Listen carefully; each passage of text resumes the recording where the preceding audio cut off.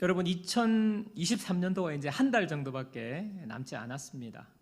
이제 연말을 맞이하고 이제 새해를 맞이하게 되는데요. 새해가 되면 내년에 나의 운세가 어떤지 점집을 찾는 사람들이 참 많다고 합니다. 그 가운데서 기독교인들도 있다고 해요. 많은 기독교인들이 올해에 나의 운세가 어떤지, 좋은 일이 일어날지 안 좋은 일이 일어날지 이제 찾는다고 합니다. 여러분, 오늘 올해의 운세는 올해 좋은 일이 있을 거다, 안 좋은 일이 있을 거다, 또 이것은 피해라, 이런 이야기 하지 않습니까? 그래서 이 운세를 보는 사람들은요, 그 마음속에 가지고 있는 전제가 있어요. 그게 뭐냐면 운명이라는 것이 있다는 거죠. 바꿀 수 없는 운명이 있고, 그리고 나는 그 운명을 거스를 수 없고 최대한 어떻게든 조심해보자 하는 그 전제가 깔려 있는 것이 바로 그 운세를 믿는 사람들의 모습입니다. 오늘 본문은요, 열왕기상이 이제 끝나는 부분인데 끝이 어떻게 나냐 하니까 아합 왕이 죽는 것으로 오늘 열왕기상은 끝나요. 그런데 이 내용이 마치 운명이 딱 점쳐지고 그대로 실현이 되는 것처럼 지금 그런 모습이 얼핏 보입니다. 먼저 아합이 어떻게 죽는지 한번 살펴보도록 하겠습니다. 여러분, 이스라엘은 지금요 남과 북으로 나뉘어져 있죠. 그래서 남쪽은 남유다, 북쪽은 북이스라엘인데 북이스라엘 왕은 아합입니다. 그리고 남유다의 왕은 여호사밧인데요, 이 두 왕이 지금 의기투합해가지고 아람이라는 나라가 있습니다. 아람 나라의 그 왕에게서 지금 길랏 라못이라는 땅을 아람 왕이 지금 불법으로 점유하고 있어요. 그게 원래 이스라엘 땅인데, 그래서 그 땅을 찾아오려고 두 왕이 의기투합해가지고 지금 전쟁에 나서려고 합니다. 전쟁터로 나가는데 좀 특이한 점이 있어요. 잘 보세요. 열왕기상 22장 29절입니다. 이스라엘의 왕이 여호사밧에게 이르되 나는 변장하고 전쟁터로 들어가려 하노니 당신은 왕복을 입으소서 하고 이스라엘의 왕이 변장하고 전쟁터로 들어가니라. 여러분, 고대 전쟁에서는요, 왕들이 전쟁을 지휘하러 직접 나갑니다. 그러니까 여러분, 왕들은요, 전쟁에 지휘하러 나갈 때 시시하게 안 나가요. 확실히 말도 제일 좋은 말을 타고요, 그냥 그 갑옷도 삐까뻔쩍한 갑옷을 입고 지휘하거든요. 다 볼 수 있어야 되니까. 그런데 지금 이스라엘의 왕 아합은요, 변장을 하고 왕의 복장이 아닌 변장을 하고 지금 나가는 것입니다. 상대 측 아람의 왕이요, 지휘관 32명에게 작전을 지시래요. 뭐냐면 너희들 전쟁에 나가서 아무하고나 싸우지 말고 이스라엘의 왕이 어디 있는지 누군지 발견하고 그 왕을 향하여서 집중 공격하라고 말하는 것입니다. 왕의 복장을 하고 지휘관을 복장하고 있는 왕을 찾아라. 그리고 그 왕만 죽여라. 그러던 와중에 지금 왕의 복장을 한 지휘관을 발견한 거예요. 저기다, 왕이다, 돌격, 공격 앞으로, 진격 소리를 내면서 나아가는데요, 그 사람이 이스라엘의 왕 아합이 아니라 유다 왕 여호사밧인 거예요. 그러니까 여호사밧이 소리를 질렀다고 했어요. 성경에 보니까 소리를 지르니까 아람의 군대 지휘관이 그 이스라엘 왕 아니야, 따라갈 필요 없어, 다시 돌이켜서 전쟁에 임한다는 내용이 32절 33절에 나오는데요, 참 재미있는 게 도대체 여호사밧은 뭐라고 소리쳤을까?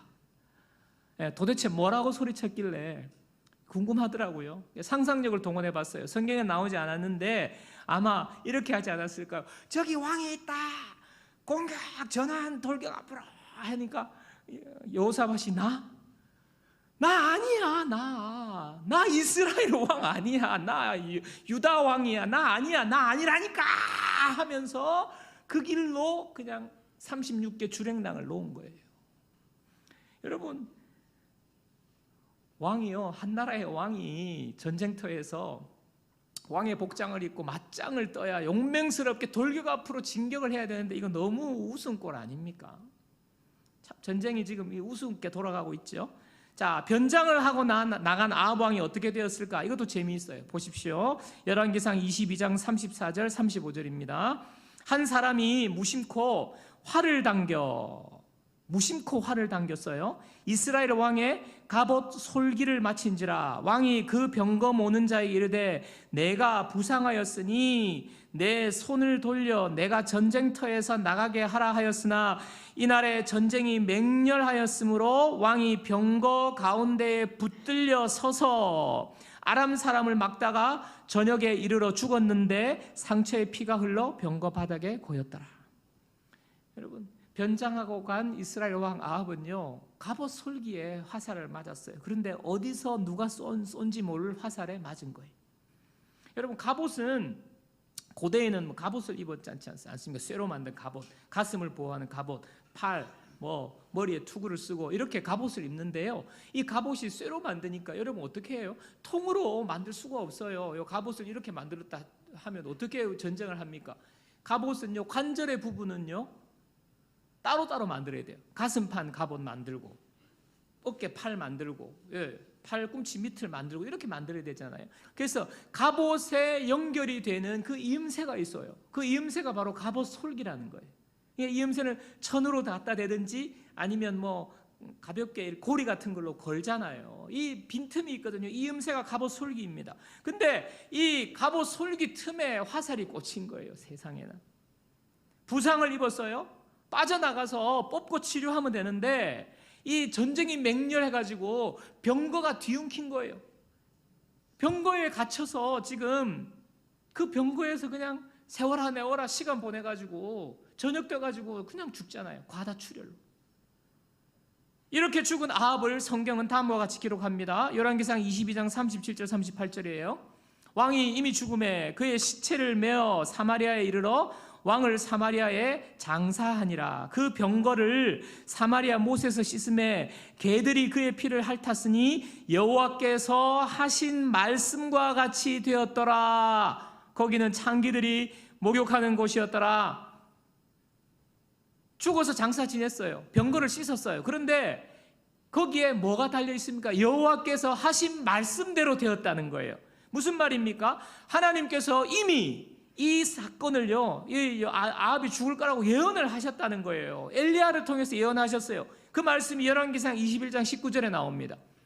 너는 그에게 말하여 이르기를 여호와의 말씀이 내가 죽이고 또 빼앗았느냐고 하셨다 하고 또 그에게 이르기를 여호와의 말씀이 개들이 나봇의 피를 핥은 곳에서 개들이 너의 피 곧 내 몸의 피도 핥으리라 하였다 하라. 이미 이전에 죽을 것을 하나님이 예언한 거예요.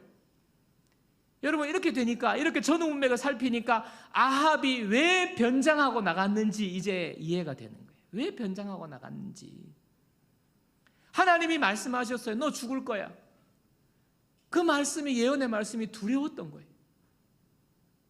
여러분, 아합이요, 죽음을 피해서 어떻게든 죽음을 피해보고, 왜냐하면 왕이 되면 타겟이 되니까 피해보려고 변장을 한 것인데요, 처음에는요 그 전략이 성공한 것처럼 보였어요. 왜냐하면 아람 군대가 왕만 찾아서 죽이라고 그랬기 때문에 일단은 성공한 것처럼 보였는데, 그런데 세상 말로 치면요 이렇게 재수 없을 수가 있습니까? 완전히 왕을 추격해서 쫓아오는 적들에 의해 죽은 게 아니라 무심코 날아든 그 화살이 솔기에 맞은 거예요. 정말 세상적으로 말하면 정말 재수 없는 거잖아요. 이런 우연도 우연이 없는 건데요, 엎친 데 덮친 격으로 빠져나가서 치료할 수 있는 부상인데 이게 웬일입니까? 완전히 체증이 돼가지고 교통체증 막힌 것처럼 꽉 막혀가지고 그냥 손 하나 쓰지 못하고 죽은 거 아니에요? 아합이 변장을 한 것이 하나님의 뜻을 피해가고 하나님의 뜻을 막는 것처럼 보였지만 하나님의 뜻은 이루어졌습니다. 여러분, 아합이 죽어가는 과정, 죽는 과정을 보면서 우리가 하나님에 대해서 알 수 있는 아주 중요한 교리가 있어요. 그게 뭐냐 하면 섭리라는 교리예요. 하나님의 섭리라는 거예요. 하이델베르크 교리문답 27문답에 보면요, 섭리에 대해서 이렇게 말합니다. 여러분 잘 보십시오. 한번 잘 보십시오. 섭리란 하나님의 전능하고 언제 어디나 미치는 능력으로, 전능하고 언제 어디서나 미치는 능력이 섭리라는 거예요. 하나님께서 마치 자신의 손으로 하듯이 하늘과 땅과 모든 피조물을 여전히 보존하고 다스리시는 것입니다. 보존하고 다스리는 것이. 그리하여 잎새와 풀, 비와 가뭄, 풍년과 흉년, 먹을 것과 마실 것, 건강과 질병, 부와 가난, 이것은 무엇입니까? 이 세상에 일어나는 모든 일들을 말하는 거예요. 이런 것들이 참으로 이 모든 것이 우연이 아니라 하나님 아버지와 같은 그의 손길로 우리에게 임합니다. 섭리에 대해서 이렇게 설명하고 있어요. 여러분 좀 어려울 수가 있는데요, 섭리라는 간단하게 이야기하면 모든 일, 모든 상황, 우연처럼 보이는 것조차도 하나님이 다 컨트롤 하신다는, 다 사용하셔서 하나님의 뜻대로 보존하시고 다스린다는 것이 바로 섭리입니다.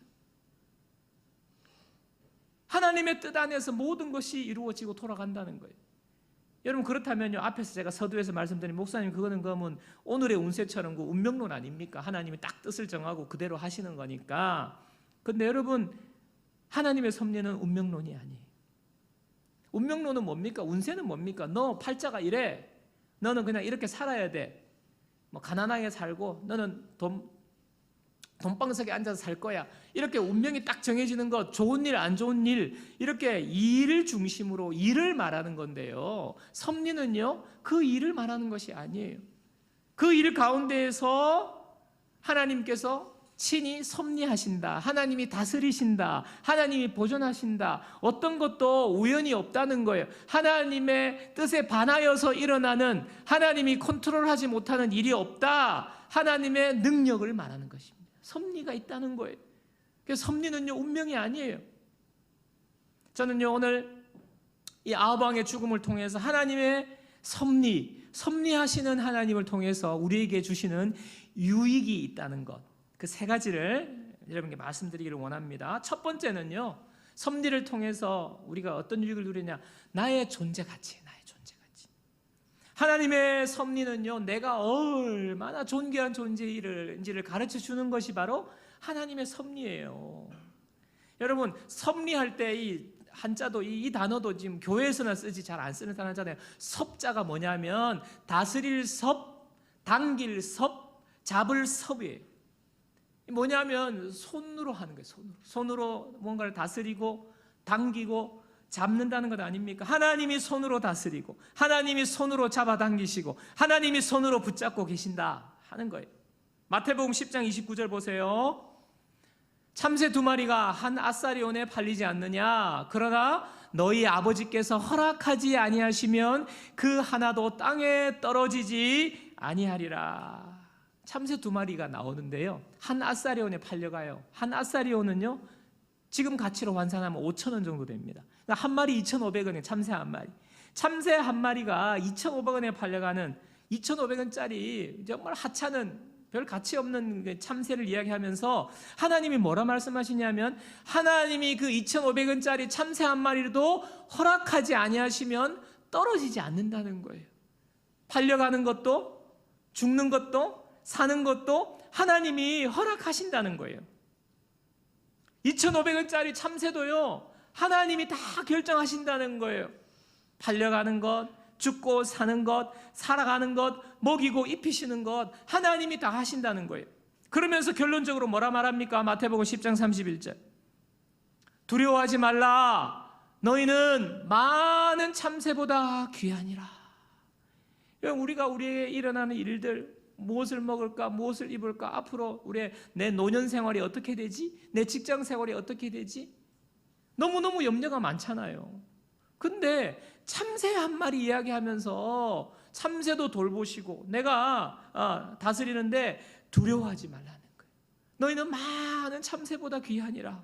2,500원짜리 참새도 내가 온 우주 만물을 창조하신 하나님께서 하루하루 지내는 것, 죽을 때까지 하나님이 섬기시고 다스리는데 너희들 그 참새 한 마리에도 내가 섭리하는데 너희들은 그거보다 훨씬 귀하지 않냐. 섭리가 있다는 거예요. 섭리하신다는 거예요. 너희들에게 무슨 일이 와도 어떤 상황이 일어나도 그것은 나의 손길이야. 내 의사와 관계없이 일어나는 일이 하나도 없어. 너는 귀한 존재야. 내가 친히 다스리는 참새도 다스리는데 너는 얼마나 귀한지 아니? 내가 다 다스리는 거야. 하나님의 섭리 속에 우리는요, 정말 귀한 존재라는 것을 하나님 말씀해 주시는 거예요. 제가 종종 자주 말씀드렸지만, 여러분, 제가 행복해 보입니까? 안 행복해 보입니까?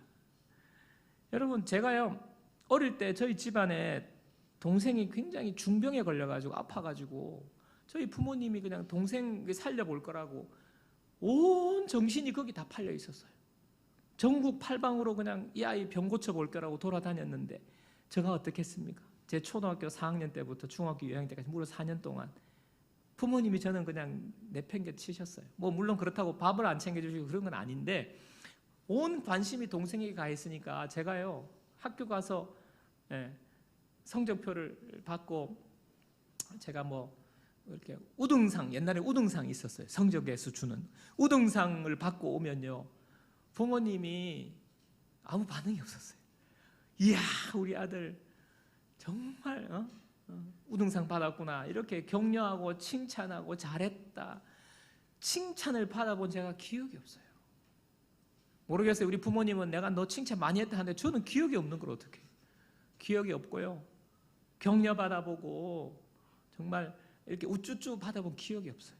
그러니까 제가 초등학교 4학년 때부터 중학교 사춘기까지, 그러니까 제 마음속에요, 그냥 비관주의가 생기는 거예요. 나는 잘해봤자 소용도 없고 나는 관심밖에 자녀고, 그렇게 제가 마음이 생겼어요. 그러니까 제가 지금도 중고등학교 사진을 보면 완전 무표정에, 사진이 그냥 우울 모드예요, 우울 모드. 그러니까 얼마나 저에 대한 자존감이 뭐가 있겠습니까? 그러니까 남에 대해서 굉장히 날카롭고 비판적이고요, 저에 대해는 비관적이고, 제가 그렇게 지내왔습니다. 그러니까 내가 별 가치가 없고 내가 무슨 존귀한 게 없으니까 남들도 무가치하게 보니까 막 그렇게 비판을 해야 되는 게 날카롭게 쏘아 붙이는 거예요. 그렇게 살아왔는데, 여러분, 제가 지금은요 좀 그렇게 잘 안 해요. 완전히 안 한다 하면 그건 좀 거짓말이고, 많이 변했어요. 근데 어떻게 변한 줄 아십니까? 간단해요. 예수님 만나고 난 뒤에 변화된 거예요. 예수님 만나고 난 뒤에 가장 큰 변화가 뭔지 아십니까? 나는 보잘것없는 아이, 부모님의 관심밖에 아이, 그냥 알아서 지내야 되는 아이, 가만히 있어야 되는 아이가 아니라, 하나님은 나만 바라보고 계시는, 나는 하나님의 존귀한 자녀라는 것을 제가 알게 된 거예요. 예수님을 만나게 되니까요, 내가 얼마나 존귀한 자인지 제가 깨닫게 되는 거예요. 여러분, 제가 가정 형편이 좋아져서요, 제가 인류 대학을 가서요, 제가 성공을 해서요, 아니에요. 제가 명품을 휘감고 둘러서요 존귀한 존재가 된 거 아닙니다. 그런 거 없어도요, 주님을 만나면, 나를 위해 목숨까지 내어주시기까지 나를 사랑하시는 하나님을 만나게 되면요, 나의 자존감은 올라가는 거예요. 여러분, 명품 입고도 나보다 더 한 그레이드 높은 명품 입고 들고 있는 사람 보면요, 자존심 팍 구겨지는 사람 제가 많이 봤어요. 저는요, 그냥 저 존재만으로도 저는 존귀하고 자존감이 높아요. 하나님을 만나면 하나님의 섭리를 깨닫게 되고 내가 얼마나 존귀한 자인지 알게 되는 거예요. 시편 8편 4절 5절 보세요. 사람이 무엇이기에 주께서 그를 생각하시며 인자가 무엇이기에 주께서 그를 돌보시나이까. 그에게 나를 넣어도 돼요. 사람이 무엇이기에 주께서 나를 생각하시며 인자가 내가 무엇이기에 주께서 나를 돌보시나이까. 나를 하나님보다 조금 못하게 하시고 영화와 존귀로 관을 씌우셨나이다. 나를 돌보시는 하나님이 나를 영화와 존귀로 관을 씌우신 거예요. 사랑하는 여러분, 여러분은 하나님 앞에 존귀한 자입니다. 여러분을 돌보시기까지 여러분을 얼마나 존귀한 자로 여기시는지 몰라요. 오늘 이 시간에 우리를 향하여서 하나님이 다스리고 계시다는 것이 내가 얼마나 존귀한 존재라는 것을 보여주는 그 첫 번째 유익이고요. 두 번째는요, 내가 누리는 자유예요. 자유. 섭리를 통해서 우리는요, 자유함을 누릴 수가 있어요. 여러분, 아하방은 하나님이 예언하신 것 때문에 죽을까 봐 변장을 했는데, 정말 너 죽을 거야, 참 그거 말만으로는 그게 얼마나 두려운 말입니까? 그죠? 너 잘 될 거야, 막 장수할 거야, 너 뭐 좋은 대학 가고 뭐 문제 없을 거야, 막 승승장구 할 거야, 이게 아니잖아요. 얼마나 두려운 말이에요. 근데 하나님께서, 그 말은 두려운 것인데 하나님께서요, 이게 본심이 아니에요. 엘리야에게 말씀하셨을 때 두려움을 주기 위해서 그렇게 말한 것이 아닙니다. 아합이요, 엘리야로부터 이 예언을 들었을 때 처음에는요, 아합이 회개했어요. 자, 보십시오. 자, 회개하니까 하나님께서 열왕기상 21장 29절, 아합이 내 앞에서 겸비함을 네가 보느냐, 회개한 거예요. 그 말 듣고 정신 차린 거예요. 그가 내 앞에서 겸비함으로 내가 재앙을 저의 시대에는 내리지 아니하고 그 아들의 시대야 그의 집에 재앙을 내리리라. 하나님이요, 그냥 딱 예언, 너 운명 땅땅땅 했으면 그대로 해야 되는데 하나님이 그게 본심이 아니었던 거예요. 여러분, 우리가 신앙생활 하다가 안 좋은 일이 생기거나 좀 힘든 일이 생기거나 고난을 만나면요, 하나님 앞에 벌 받았다 그래요. 하나님께서 저주 왔다고 그래요. 아니면 왜 하나님이 나한테 이러냐고 하나님 앞에 삿대질하고 하나님 원망하든지 합니다. 하나님이 내가 뭐가 잘못했는데 나한테 이런 저주를 퍼부으시냐고 생각해요. 근데 여러분, 하나님은 저주하시는 분이 아닙니다. 우리에게는 알 수 없는 고난들이 많이 일어나는데요, 하나님의 그 고난의 숨은 뜻은요, 우리를 저주하시는 게 아닙니다. 어떻게 보면 하나님께서 더 좋은 길로 인도하시는 거예요. 회개하고 돌이키기를 원하시는 거예요. 결국에는 그 일을 통하여서 돌이키고 하나님의 축복의 길로 가기를 원하시는 것입니다. 여러분, 우리가 요셉을 여러분 잘 아실 텐데, 요셉 이야기를 잠깐 하겠습니다. 여러분, 요셉이 어느 날 한날 갑자기 지금 인생이 완전히 꼬꾸라지잖아요. 부모님으로부터 요셉은 그냥 좋은 옷 입고 얼마나 사랑을 받았어요. 그런데 형들의 시기를 받아가지고 요셉이 지금 형들 주려고 도시락 싸가지고 오는데 형들이 그냥 눈이 돌변해가지고 요셉을 그냥 구덩이에 넣어서 죽여버리려고 하잖아요. 구덩이에다가 요셉을 밀어 넣습니다. 그리고는 요셉을 그냥 그 구덩이에 죽이려고 한 거예요. 자기 형들에 의해서. 그러다가 형들이 죽이지는 말자 그래가지고 건져냈는데, 건져내가지고 어떻게 합니까?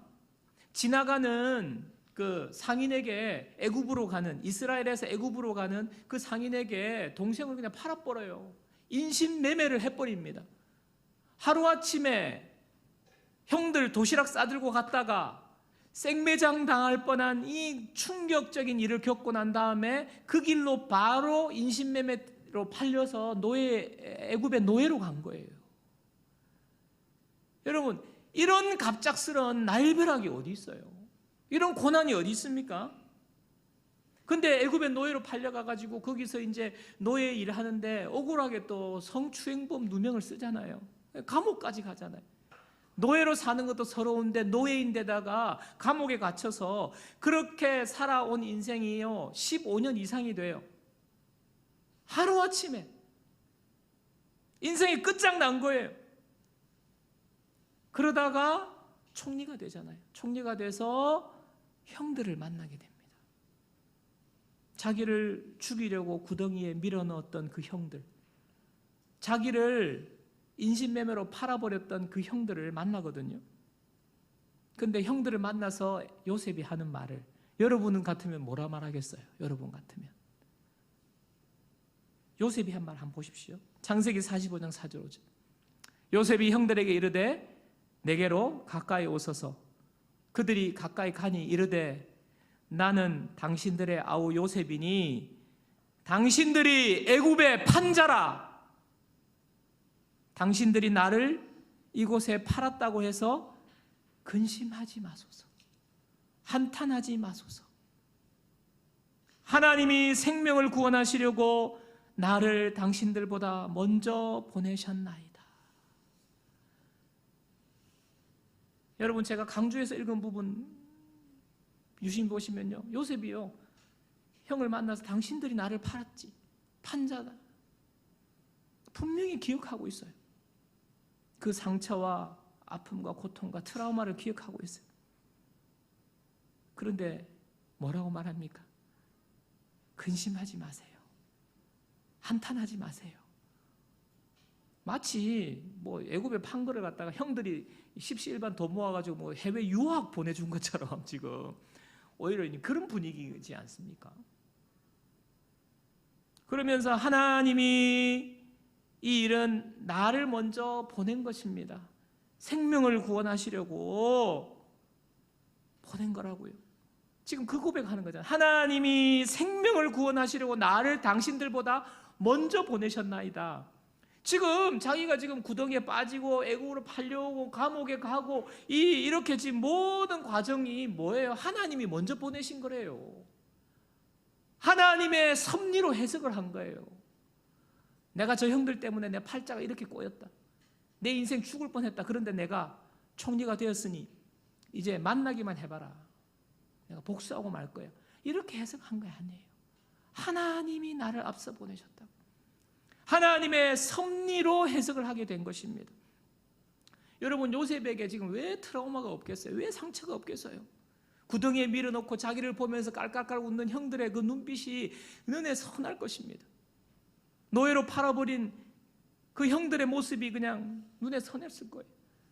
죽이고 싶지 않겠어요? 트라우마가 있지 않겠습니까? 원망과 분노가 있지 않겠습니까? 내가 뭘 잘못했다고 나에게 이런 고난을 주냐고, 나를 구렁텅이에 빠뜨리냐고. 왜 분노가 없었겠습니까? 그런데 보니까요, 그 분노가 없어졌어요. 그 원망이 없어졌어요. 무엇입니까? 하나님의 섭리가 깨달아졌기 때문에. 하나님이 나를 먼저 보내셨다는 섭리가 깨달아졌기 때문에 분노가 녹아내리는 거예요. 원망이 사라지는 거예요. 사랑하는 여러분, 우리가 살면서 우리가 알 수 없는 참 힘든 고난을 겪는 분들이 있죠. 여러분 중에도 계실지도 모르겠습니다. 알 수 없는 고난. 열심히 신앙생활하고 교회 잘 다니고 내가 뭘 잘못했다고 이런 고난이 주시나. 여러분, 참 그럴 때 얼마나 힘들까요? 네. 저도 힘들더라고요. 왜 나에게? Why me? 내가 뭘 잘못했는데?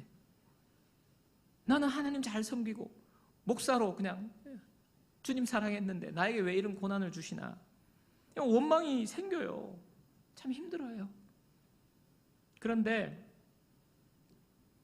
오늘 요셉의 모습을 보면서 정말 하나님께서 나에게 동일하게 섭리하고 계신다 하는 생각을 우리가 함께 가졌으면 좋겠어요. 하나님이 그렇게 섭리를 깨닫게 해주셔야 되지만 우리가 하나님의 섭리에 대해서 우리가 알고 믿을 수 있으면 좋겠어요. 그렇게 믿을 때에 하나님께서 역사하시는 거예요. 하나님이 나를 이런 고난을 통해서 무언가 하나님이 그 손길 가운데 하나님의 섭리가 있구나, 계속되고 있구나. 여러분, 그렇게 될 때요, 상처와 원망과 분노가 녹아내리는 거예요. 자유하게 되는 거예요. 여러분요, 우리에게 일어나는 많은 일들은요, 우리를 얽어맵니다. 상처와 고난으로 얽어매요. 누가 준 건지도 모를 상처, 누군가가 준 상처, 이유를 알 수 없는 고난, 이런 것들이 우리를 얽어매요. 그러면 그게 꽉 얽어매여가지고 우리가 자유할 수가 없어요. 그 사람만 보면 분노가 치밀고, 그 일만 생각하면 분노가 끌어오르고, 그 일만 생각하면 가정에서 폭발하고. 여러분, 우리를 얽어매는 거예요. 여러분, 그것으로부터 우리가 자유해야 되는 거예요. 어떻게 자유합니까? 하나님의 섭리를 믿을 때. 하나님의 섭리가 우리를 자유하게 하는 거예요. 그래서요, 하나님의 섭리가 있다는 사실을 믿는 사람에게는요, 어떠한 어려움과 역경이 있어도 다시 힘을 내서 일어설 수가 있어요. 잠시 잠깐 넘어질 수는 있지만 하나님의 뜻을 거슬러서 일어나는 일이 하나도 없다는 생각이 들기 때문에 어떤 어려움 가운데도 우리가 기대할 수 있어요. 긍정적으로 기대할 수 있어요. 하나님이 하시겠구나, 기대감을 갖게 되는 것입니다. 여러분, 오늘 보세요. 무심코 당긴 화살에도 하나님의 섭리가 있어요. 하물며 우리가 겪는 그 큰 고난에 하나님의 뜻이 있지 않겠습니까? 무심코 당긴 그 화살 한 촉에도 하나님의 섭리가 있다면요, 이렇게 큰 고난에는요, 하나님의 섭리가 있는 거예요. 하나님의 특별한 섭리. 이 섭리를 믿고 정말 그 고난 가운데도 우리가 잘 견뎌나가며 달려가며 자유하는 저와 여러분 되기를 축복합니다. 자, 마지막 세 번째는요, 내가 입어야 할 옷이에요. 하나님의 섭리를 믿는 자는요, 변장할 필요가 없어요. 진짜 변장할 수 있는 거예요. 아하방은요, 변장했지만 아무 소용이 없었어요. 자기 힘으로 한 거잖아요. 수많은 병거가 와가지고요, 병거를 타고 갔는데도 빠져나오지 못하는 거예요. 그 빠른 병거를 탔는데도. 여러분, 병거를 많이 가지고 변장하는 것은요, 자기 힘과 자기 지혜를 의지하는 겁니다. 내 힘으로 사는 삶을 단적으로 보여주는 게 변장하고 사는 것이고 병거를 의지하는 거예요. 하나님 아닌 다른 것을 의지하고 사는 것입니다. 여러분, 하나님이 아합 왕에게 이렇게 죽을 것이다 한 이유는요, 그가 우상숭배이기 때문이거든요. 하나님의 뜻을 저버리고 우상숭배하기 때문인데요. 여러분, 우상숭배라 하면 누구한테 절하고 뭐든 형상에 가서 절하고 그것만 우상숭배로 생각하고 나는 우상숭배 안 한다고 말씀하시는 분이 있는데, 잘 들어보십시오. 팀 켈러 목사님은요, 내가 만든 신이라는 책에서 우상에 대해서 다음과 같이 정의했어요. 우상은 무엇이든 하나님보다 더 중요한 것이 우상입니다. 하나님보다 더 중요한 것이 우상이래요. 하나님보다 더 크게 당신 마음과 생각을 차지하는 것이 우상입니다. 하나님보다 더 크게 내 마음과 생각을 차지하고 있는 것이 우상이래요. 하나님만이 주실 수 있는 것을 다른 데서 얻으려 한다면 그게 바로 우상입니다. 그러면서 슬픔과 절망을 구분하는 것이 중요하다고 말하거든요. 슬픔은 뭡니까? 슬픔은 헤쳐나갈 수 있는 게 슬픔이고, 절망은 뭐예요? 방법이 없는 거예요. 위로받을 방법이 없는 것이 이 절망이고, 슬픔과 절망의 차이를 말씀하시는데, 내 삶을, 잘 들으세요, 내 삶을 이와 같은 절망으로 이끌어가는 것이 있다면, 내 삶을 절망으로 이끌어가는 것이 있다면 그것이 내 안에 우상일 가능성이 크다라고 말하고 있습니다. 자, 예를 들어 볼게요. 자녀를 사랑한다는 거 참 선한 일이에요. 우리가 자녀를 사랑하고 자녀를 잘 키우고 하고 자녀를 위해서 투자하고 좋은 것, 선한 일입니다. 그러나 자녀를 하나님보다 더 사랑하면 자녀가 우상 숭배의 위치에 올리게 되는 거예요. 자녀를 하나님 자리에 두는 거예요. 그래서 무슨 일이 생기느냐? 자녀가 부모의 기대에 어긋나거나 자녀가 부모를 실망시킬 때, 자, 자녀가 내 기대를 어긋나게 하거나 나를 실망시킬 때 단순한 슬픔을 넘어서 절망의 단계까지 나아간다면 자녀가 우상이 되어 있기 때문이라는 거예요. 이해가 되시나요? 자녀 때문에 그냥 마음이 다 무너지고 절망이 오는 거예요. 내가 너를 어떻게 키웠는데 너가 이럴 수가 있냐 하면서 완전 살 소망이 끊어지는 것은 자녀를 하나님보다 더 사랑한 우상의 위치에 둔 거예요. 배우자의 배신이요, 내 마음에 무너지는, 내 인생이 무너지고 끝장나는 것처럼 고통스러워서 성경을 읽고 싶지도 않고 교회 나가고 싶지도 않고 아무것도 하기 싫은 절망의 상태에 빠뜨린다면 배우자를 하나님보다 더 사랑한 거예요. 그 결과예요. 여러분, 그것이요, 돈이 될 수도 있어요. 돈 때문에 내가 완전히 절망하고, 그것이요, 인기가 될 수 있어요. 그것이요, 성공이 될 수 있어요. 그것이 나의 어떤 지위가 될 수 있어요. 그것이 나의 외모가 될 수 있어요. 외모도 될 수 있어요. 수술했는데 갑자기 부작용으로 꺼졌다. 내 마음이 완전히 꺼져가지고 절망에 빠지면요, 내 외모가 우상이 돼요. 여러분, 아합이 하나님보다 지혜를 의지했습니다. 자기 힘을 의지했습니다. 변장하고요, 병기를 갖추고요, 성공하면 문제 없을 거야, 내가 많이 가지면 문제 없을 거야, 하나님 아닌 것을 더 의지했습니다. 결과가 무엇입니까? 더 센 병기가 와서 죽은 것이 아니에요. 더 능력 있는 누군가에서 죽은 게 아니에요. 무심코 당긴 활에 그가 죽습니다. 여러분, 우상 숭배는요, 하나님 아닌 다른 것들은 나를 지켜주지 못해요. 여러분, 돈이 나를 지켜줄 수가 없습니다. 자녀가 나를 지켜줄 수가 없어요. 성공이 나를 지켜줄 수가 없어요. 지위가 나를 지켜줄 수가 없어요. 그런 것들은요, 나를 배신하고 절망에 빠뜨리게 만드는 것입니다. 하나님만이 우리의 영원한 구원이 되십니다. 그래서요, 변장할 필요가 없어요. 하나님 믿는 사람은. 우리는요, 다른 변장해야 되는 거예요. 로마서 13장 14절입니다. 오직 주 예수 그리스도로 옷 입고 정욕을 위하여 육신의 일을 도모하지 말라. 예수 그리스도로 옷 입으라는 거예요. 변장하라는 거죠. 예수 그리스도로. 이 예수 그리스도로 옷 입는 것이 무엇입니까? 갈라디아서 3장 27절. 누구든지 그리스도와 합하기 위하여 세례를 받은 자는 그리스도로 옷 입었느니라. 여러분, 하나님께서 우리를 구원해 주시고 예수 믿게 하시고 하나님의 자녀 삼아 주실 때 우리는요, 이미 예수 그리스도로 옷 입은 자들이에요. 예수님의 옷을 입었어요. 여러분, 예수님의 옷은 안전합니다. 예수님의 옷은요, 우리를 실망시키지 않습니다. 예수님의 옷은요, 우리를요, 영원히 지켜주시는 옷이에요. 변장할 필요가 없어요. 예수님의 옷, 저와 여러분 모두에게 하나님이 입혀주신 옷인 줄 믿습니다. 이 예수님의 옷을 입고요, 우리가 날마다 이렇게 신앙생활을 하는 거예요. 주님과 함께 예수님 의지하고 동행하고 말씀을 읽고 기도하고. 말씀을 정리하도록 하겠습니다. 여러분, 올해를 돌아보실 때 여러분에게 어떤 일들이 있었습니까? 좋은 일들이 많았습니까? 그 가운데 하나님의 섭리가 있는 줄 믿습니다. 하나님께 감사하고 우리가 하나님 찬양을 올려드린 저와 여러분 되었으면 좋겠습니다. 여러분에게 너무나 감당하기 힘든 고난의 일이 있었습니까? 어려운 일이 있었습니까? 그러나 그 모든 것 하나도요, 하나님이 모르시거나 하나님이 간섭하지 않으시는 일이 없습니다. 하나님이 다 섭리하시는 거예요. 오히려 그 고난을 통하여서 하나님이 우리를 정금과 같이 하나님의 뜻을 이루게 하실 줄 믿습니다. 여러분, 하나님이 여러분과 저의 삶을 붙잡고 계십니다. 하나님 섭리하고 계세요.